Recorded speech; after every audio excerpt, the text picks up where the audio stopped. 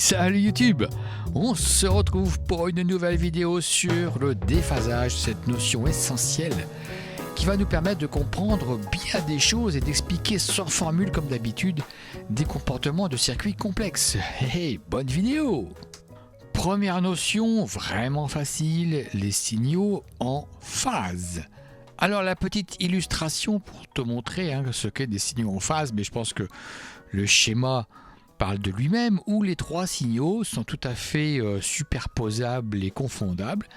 Ils sont vraiment synchrones et en phase. En fait, ils tournent à la même vitesse, strictement. On va les superposer d'ailleurs et réduire l'amplitude pour bien te montrer qu'ils passent par zéro au même moment. Ils sont en amplitude maximale au même moment, amplitude minimale au même moment. Ils sont en phase. Cette notion est facile, Bon, c'est juste une introduction. On passe tout de suite à des choses un tout petit peu plus sophistiquées. Bien, maintenant qu'on a vu les signaux en phase, on va regarder les signaux pas en phase. Et donc les retards et l'avance de phase. Alors voici deux signaux à l'arrêt. Lequel des deux est en avance, lequel des deux est en retard? Bonne question. Par rapport au sens de rotation, le boule jaune était en retard par rapport à la boule bleue. C'est-à-dire qu'elle doit faire un quart de tour supplémentaire pour rattraper la boule bleue. Sauf que les conventions trigonométriques sont le sens inverse des aiguilles d'une montre. Donc à partir de maintenant, on ne va plus tourner dans le sens des aiguilles d'une montre, mais dans le sens inverse des aiguilles d'une montre. On va le retenir parce que ce sera ça de manière systématique. Ceci explique cela. On passe à la suite. Bon, on reprend nos deux signaux. On a mis le bon sens de rotation au sens inverse des aiguilles d'une montre. Et là, qui est en retard, qui est en avance? Eh bien, la boule bleue est en retard par rapport à la boule jaune. Ou la boule jaune est en avance par rapport à la boule bleue. On va faire aller les signaux, on va les faire tourner dans le sens inverse des aiguilles d'une montre. Donc c'est bien la convention à retenir. Et quand on regarde la forme des signaux, cette fois-ci, on a l'impression que la sinusoïde bleue se dessine avant. Eh bien non, Attention, c'est bien le signal jaune qui est en avance par rapport au signal bleu. Il faut apprendre à repérer ça grâce aux sinusoïdes. Parce que des fois, à l'examen, tu n'as que le tracé des sinusoïdes pour comprendre le problème. Alors, apprends à repérer les choses. Toujours dans le même principe de la quadrature avance-retard, donc un quart de tour avant, un quart de tour après, le signal de référence, c'est le bleu.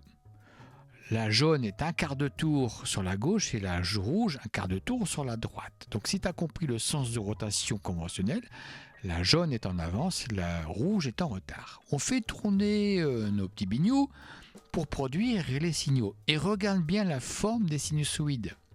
Regarde bien la forme des sinusoïdes. Elles sont en quadrature. Et si tu es observateur, tu verras que la jaune et la rouge sont opposées. Ni plus ni moins, strictement opposés. Donc c'est ça les quadratures avance, quadrature retard.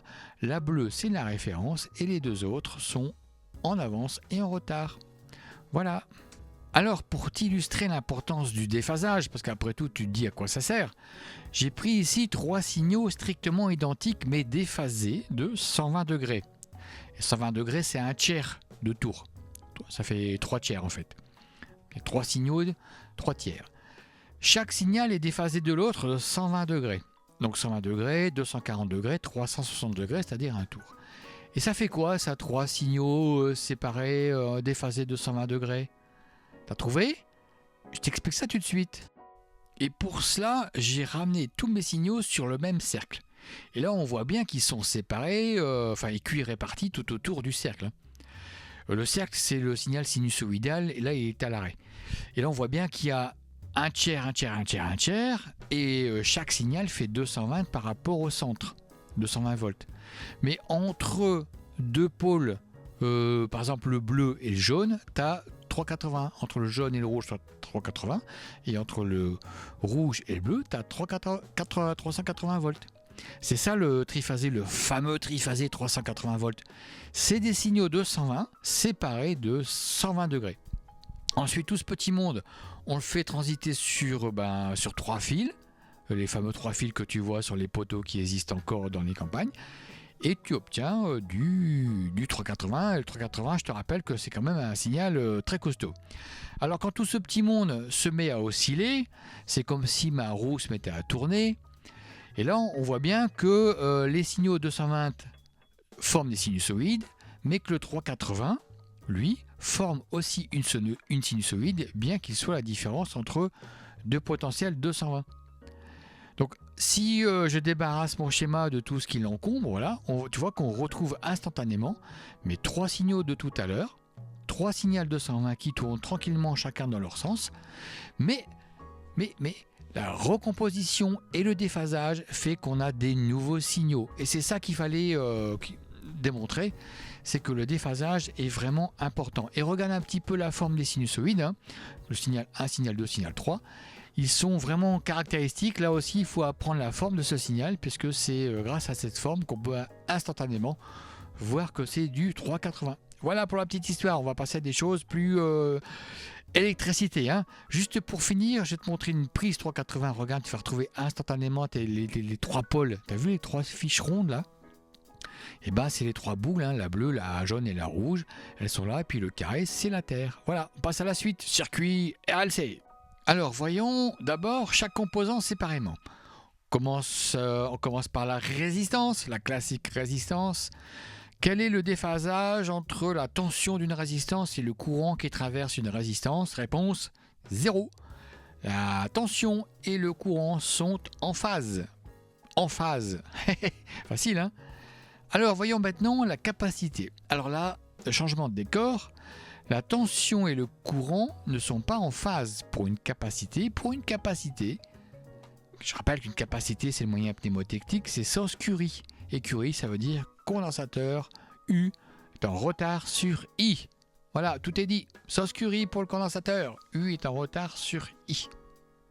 Et enfin, la self, la bobine. Ah ben là, c'est le contraire du condensateur. Quand tu as appris l'un, tu sais l'autre. Et bien pour la bobine, le U, cette fois-ci, est en avance sur I. Et ouais, en avance. Alors par rapport au schéma que j'ai fait tout à l'heure, normalement, maintenant, tu commences à comprendre un peu ce que ça veut dire. Et comme je fais mes petites vidéos pour toi, je t'explique encore plus. Regarde ce que ça veut dire U et I en phase pour une résistance. Et bien, ils sont tout simplement alignés. Quand il y en a un qui fait un signal, l'autre suit le signal stricto sensu. Ils sont en phase.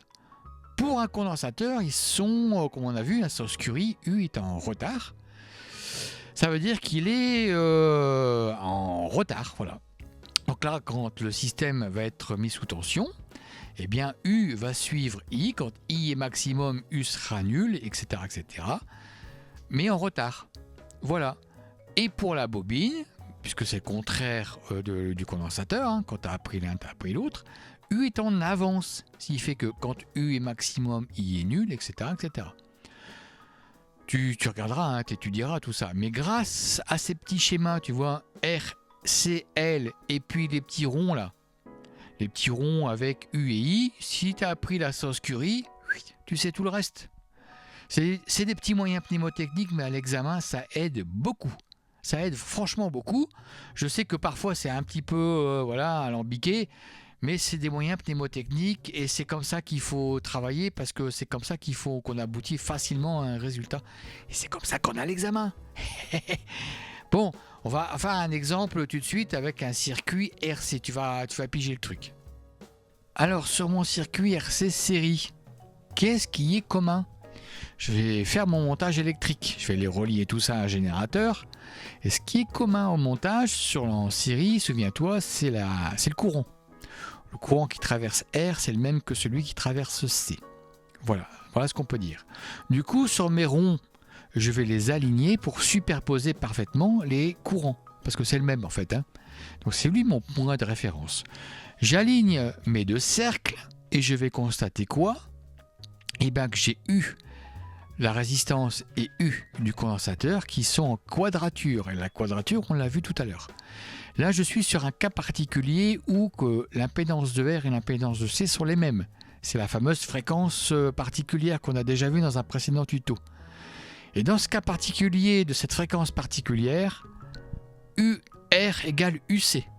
Sauf que, tu vois, cette fois-ci, il y a un déphasage.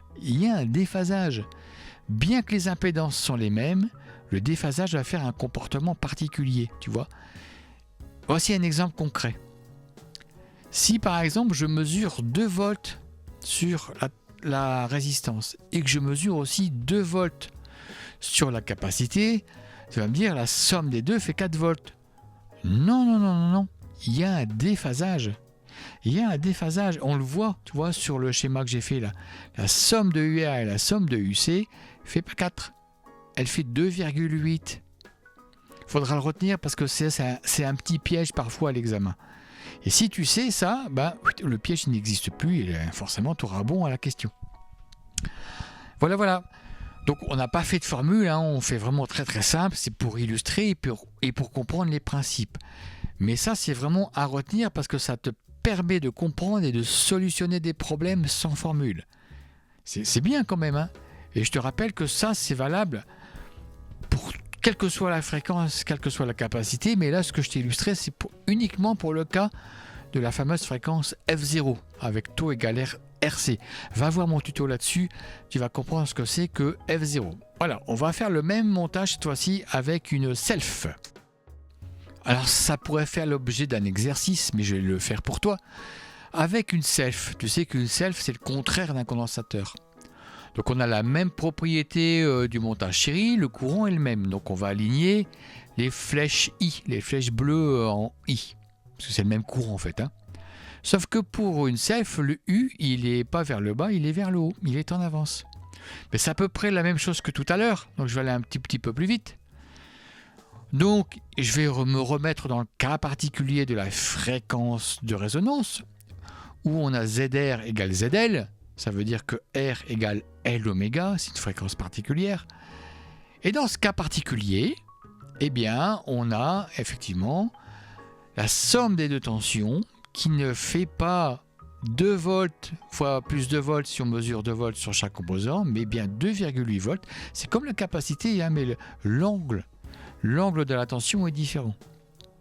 Et là, avec le petit schéma, on comprend facilement. Alors, il y a des tas de formules pour l'expliquer, mais là, encore une fois, je te l'explique sans formule. J'espère que tu as pigé le truc. Donc, ce sont des montages sur lesquels on reviendra, mais là, déjà, on a pigé pas mal de trucs.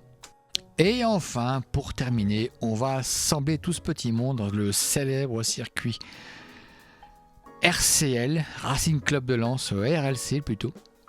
Donc là, le courant, il est commun à tous mes composants. Du coup, j'aligne tout sur I. Et je remarque quoi? Que j'ai un U résistance, un U condensateur et un U de self. Et dans mon cas particulier de la fréquence de résonance, F0, j'ai la tension de la capacité qui est égale et opposée à la tension de la self. Ils sont opposés.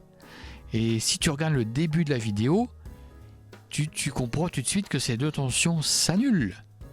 Et il n'y a plus que R qui résiste. Et tu vois, sans aucune formule, on le comprend uniquement avec des petits schémas et des ronds et des flèches. C'est cool quand même, non? C'est vraiment cool, moi je trouve. Parce qu'on a fait vraiment zéro formule. Ce circuit est compliqué en électricité, en mathématiques, faut pas croire. Et là, je te l'ai expliqué avec 3 fois rien. Bon. En tout cas, j'espère que tu as compris, grâce à ce petit schéma, que les déphasages sont vraiment importants. C'était ça l'objet de la vidéo. Et j'espère que tu as compris des trucs. En tout cas, je te donne rendez-vous pour de prochaines vidéos. Et d'ici là, je te fais des gros bisous. Je te dis à très bientôt. Bye bye. Allez, bisous. Salut.